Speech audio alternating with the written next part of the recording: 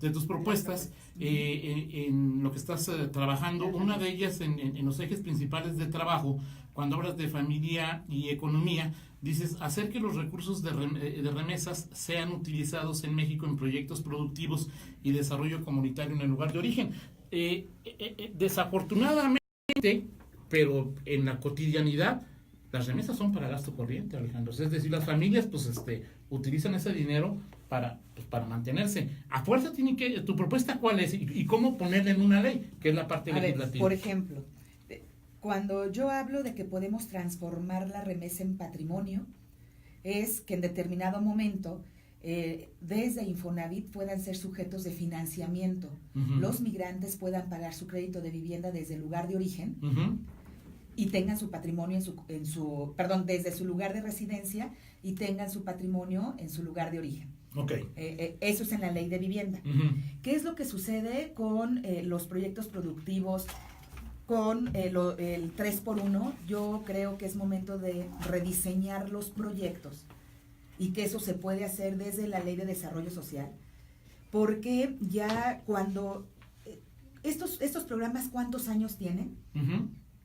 Cerca de 15 años. Más o menos. Cuando han cambiado las condiciones, las circunstancias, cuando surge el 3x1 era con una visión de infraestructura y que los propios migrantes han hecho propuestas y que aquí abro un paréntesis, porque existió el instituto, y lo digo existió porque aunque en la estructura administrativa o en el organigrama puede aparecer el IME, el Instituto de los Mexicanos en el Exterior, cuando se crea, lo acompaña un consejo consultivo. Este consejo consultivo eran migrantes, residentes evidentemente ya en Estados Unidos, pero que eran propuestos por la comunidad migrante y se organizaban por comisiones. Cada comisión hacía el diagnóstico y le traía al Ejecutivo las propuestas. Así es como se le fue dando la forma a las ventanillas de salud que existen en los consulados, porque fue a propuesta del Consejo Consultivo del IME, como se le fue dando forma también al 3x1, como se le fue dando forma a muchos de los programas que se fueron implementando. ¿Qué sucedió en este sexenio? Pues que ya no existe en la realidad el Consejo Consultivo, donde ya no hay ese consejo, esas voces que le digan al gobierno federal qué es lo que ocupan en determinado momento. Claro. Y que se puede hacer, sin duda que se puede lograr. Y cuando hablamos de las remesas, hablamos de todo el recurso que ingresa a México y que lo hemos tratado de colocar para que se considere desde la ley de vivienda, desde en Indesol para que haya una educación financiera y que en determinado momento sí se podría utilizar la remesa para un proyecto productivo, no solamente la figura del 3x1, sino porque hay que redimensionar también los programas de los estados, y que yo lo he mencionado, hay que transferir facultades y evidentemente también acompañado de los recursos, y que para eso propusimos en su momento la modificación a la Ley de Coordinación Fiscal, para que en el Fondo de Aportaciones Estados y Municipios existiera el fondo que ayudara a las entidades a poder tener programas y atención a su comunidad de acuerdo al estado de residencia. Es decir, alternativas las hay. Yo, ¿qué es lo que espero? Que evidentemente sí, cuando menos exista la disposición para analizar, y evidentemente hay que buscar los socios de causa, como le llamo, para lograr que sean aprobadas las iniciativas, las reformas, y que además en esto entra la plataforma integral donde sin duda los migrantes son parte de la agenda de la política exterior de México. ¿Tu pronóstico es que las remesas crecerán, se mantendrán o disminuirán con todo lo que está pasando, o que dicen que puede pasar en Estados Unidos, Alejandra? A ver, hasta lo que va en este año han incrementado. Sí, claro. Que desde Trump han incrementado. Así es, desde Trump han incrementado. Sin embargo, que creo, y de manera muy objetiva, que sí, también la comunidad migrante, fíjate, por primera vez hay más de 100,000 mexicanos que se han registrado para votar. Así es. Cuando habíamos llegado a 30,000, máximo 40,000 migrantes en el voto para presidente, ahora se ha superado. En Guanajuato son muy poquitos, lamentablemente, ¿no? Los que 10,000, poco más de 10,000 registros, pero con credencial creo que 2,000 quedaron según el último reporte. No, ¿Ya? ¿10,000? No, 10,000 son los electores porque que han solicitado credencial son más de 200,000, 300,000, Okay. no tengo el dato preciso, pero para votar son poco más de 10,000 electores registrados. Y que para ser la primera vez que se vota para gobernador, me parece que es un número no despreciable, ¿eh? Si lo comparamos con Michoacán, que ya han tenido 2 experiencias para el voto, o si lo comparamos con una elección federal, donde en un proceso se recibieron, si mal no recuerdo, 32,000 votos, 40,000 votos a nivel nacional. O sea, es un número interesante, pero si lo comparas con el número de guanajuatenses que envían remesas claro. a la entidad y con el número de guanajuatenses que dicen hay en Estados Unidos, sí son poquitos, ¿no? Sí, son poquitos. Y que en esto ¿Tienes son alguna lectura muchos, de por qué? Si yo analizo cuál ha sido la participación o el voto de los mexicanos en el exterior, la dinámica es diferente. A ver, la primera vez que votan, en el 2006, se les otorga el derecho a voto a los mexicanos que residen en el extranjero solamente con un detalle. Pues si no tenían credencial de elector, podían votar quienes tenían su credencial, donde además en el 2006 pagaban los migrantes el envío de su voto, y que evidentemente fue entre la parte logística en el INE, era la primera experiencia que se tenía. Luego viene la segunda experiencia en el 2012, con los mismos problemas, salvo que ya podían, el propio instituto podía hacerse cargo de los gastos para el envío del voto, pero sigue con muchas deficiencias el sistema. Y que yo insisto, a ver, ¿cuál ha sido la tendencia de la participación nacional o para elegir presidente de la República, que van 12 experiencias? El universo de votantes ha sido muy reducido. Así es. Y decíamos, bueno, es que si no le damos las herramientas para que puedan ejercer ese derecho, que yo en el 2009 presento la iniciativa para la credencialización del entonces INE, y que a mí me da mucho gusto, pues que ahora ya es una realidad, que se incluye el tema y que fue estar trabajando 5 años, aun cuando yo ya no era legisladora. Después del 2012 me seguían invitando a los foros de diálogo con el INE en su momento, con la comunidad migrante, y que en el 2014 se logra incluir el tema de la credencialización en la reforma política. Entonces, ¿qué sucede en este proceso? Pues que es el primer proceso con la reforma política del 2014, donde primer dato sí se incrementa la participación. Segundo, todavía nos falta transitar, como en otros países, a un voto electrónico. Y que si tú lo comentas y lo platicas con la comunidad migrante, ¿cómo fue la experiencia de la credencialización, que además se aprueba en la reforma del 2014? El 2015, casi todo el año, planean cómo va a ser, el llevar los insumos a los consulados y las embajadas en determinado momento. En realidad se empieza a implementar en el 17. Y si tú platicas con la comunidad migrante, te van a contar todos los obstáculos con los que se encontraron. Porque tenían que ir a tramitar la credencial, sacar una cita, que de por sí no había citas que fueran tampoco tan rápidas. Segundo dato, una vez que recibían la credencial, que no era en el momento, sino tiempo después, había que llamar a un número para poder activar la credencial. Sí, claro. Que ahí también fue otro problema, porque llamaban y no podían activar la credencial, y si la credencial no estaba activada, no podían registrarse para votar.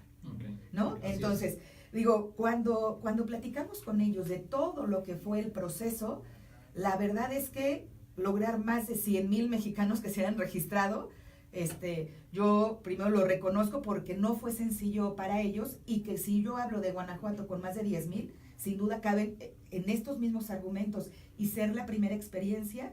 Ahora falta que envíen el voto, claro, y hay que ver cuántos efectivamente llegan, ¿no? Y porque hay tiempo y todo. Así es.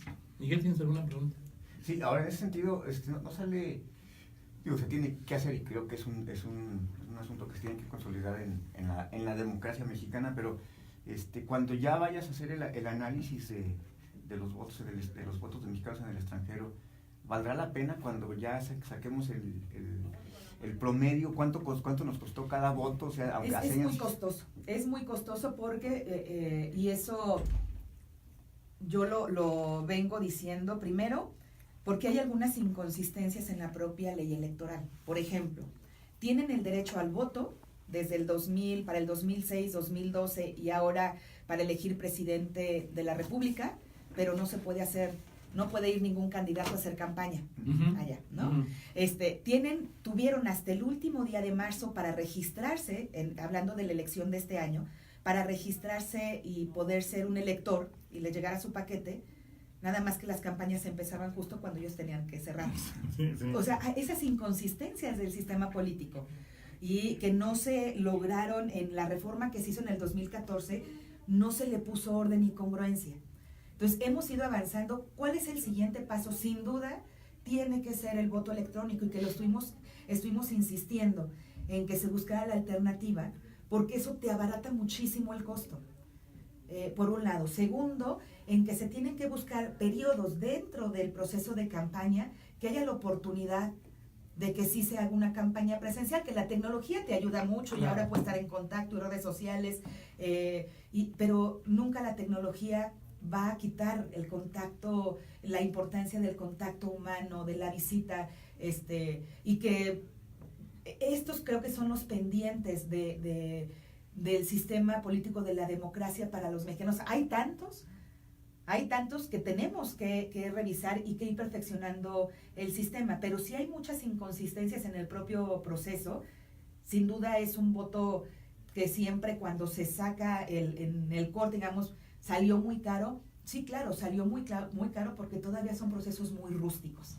Y sí, tenemos que hacer uso de la tecnología, que ya lo hacen otros países desde hace muchos años, donde establecieron, y que aquí creo que también es parte de la desconfianza, y tenemos que buscar los mecanismos para generar más confianza a través de la tecnología y pueda ser emitido un voto electrónico. Nos queda 1 minuto y medio, Alejandra, pero me parece un tema importante. Tu propuesta de salud. O sea, hablabas de que después de seguridad, salud es lo que más te has encontrado en tu recorrido por 30 municipios. ¿Cuál es el proyecto como coalición? Es privatizar la salud, privatizar el seguro, aumentar el seguro popular.